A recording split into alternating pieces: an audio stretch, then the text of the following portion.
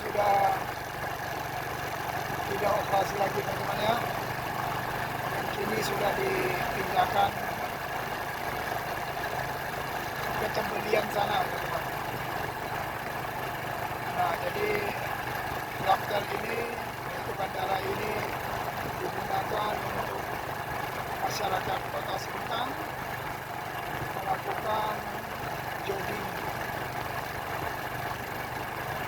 Itu banyak ya teman-teman ya.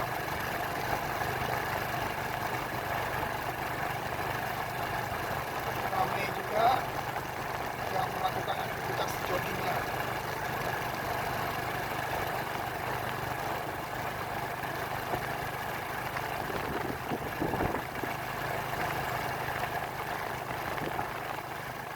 Ini kita startnya dari ujung tadi.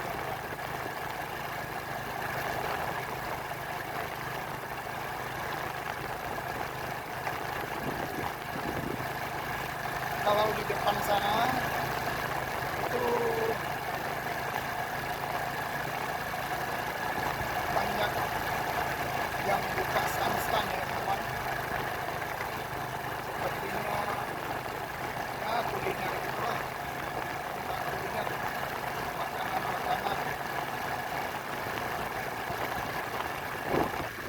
Biasanya kalau malam minggu itu ramai banget di depan itu.